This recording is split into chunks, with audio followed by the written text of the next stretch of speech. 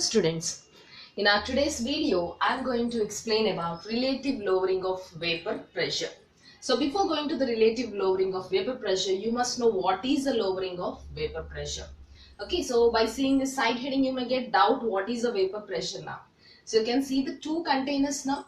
In two containers, in first container I am taking the pure solvent. For example, I am taking water here. In second container, I am taking the solvent along with the solute is added. That is a non-volatile solute like a sugar. That means the solute is non-evaporative in nature.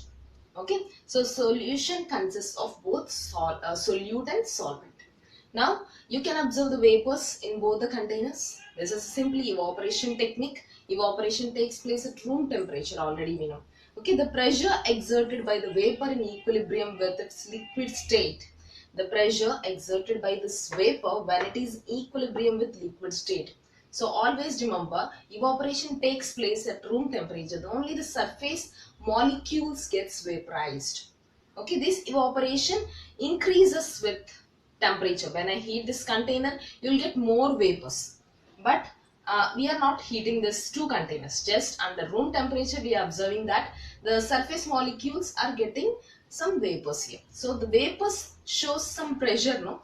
That pressure is called vapor pressure. Okay. So now in both the cases, so beginning you can observe there are some vapors here, but when it is coming to solution, there is some forces between this solute and this solvent. That means here the vapors will be produced after breaking the attractive forces between the solute and solvent.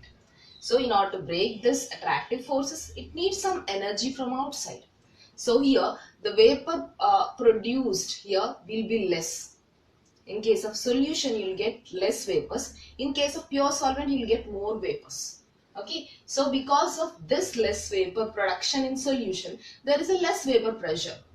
Okay, so when we compare both, the vapor pressure of the solution, which consists of non-volatile solute, is less when compared to pure solvent. Okay, so the lowering of vapor pressure is nothing but this comparison, P0 minus PS. P0 indicates what? The vapor pressure of the pure solvent. Here PS indicates the vapor pressure of solution. This difference is called as the lowering of vapor pressure. That means when compared to pure solvent, the solution's vapor pressure is decreased. This is called as a lowering of vapor pressure. So now what is meant by the relative lowering? If I compare this lowering of vapor pressure with original solvent vapor pressure, then it is called relative lowering of vapor pressure. So you can see the ratio between this relative lowering of vapor pressure to the vapor pressure of the original solvent. Okay, so this is just an introduction. Let us see the derivation part of the relative lowering of vapor pressure. So let us see the relative lowering of vapor pressure now. So this derivation can be extracted from the Raoult's law. So Raoult's law is applicable to volatile solutions or non-volatile solutions. So here we are taking the solution with volatile solvent and non-volatile solute. So according to Raoult's law, partial pressure of volatile component in a solution is proportional to its mole fraction. That means here the partial pressure or here vapor pressure PS is directly proportional to the mole fraction of solvent but not to the solute because the solute is non-volatile in nature. Okay, so here the mole fraction already number of moles of the solvent to the total number of moles in the solution. So here N indicates number of moles of solvent and small n indicates what? Number of moles of the solute. Okay, this is the mole fraction of solvent. So partial pressure is proportional to the mole fraction of solvent now. So here I removed the proportionality symbol and I kept P0. Here P0 indicates what? Vapor pressure of the pure solvent. Okay, so now if I bring this P0 to this side, I'll get PS by P0 equals to capital N by capital N plus small n. So in next step I am subtracting with 1. So both sides I am subtracting 1 minus. So you are getting this step. So from this I'll get the next step. P0 minus PS by P0 is equals to capital N plus small n minus capital N by N plus N. So here small n capital N negative. So you can observe the positive capital N and negative capital N. Both will be cancelled and you'll get this P0 minus PS by P0 is equals to small n by capital N plus small n. Here this is the mole fraction of solute, number of moles of the solute by total number of moles in the solution. So relative lowering of vapor pressure is equal to the mole fraction of solute.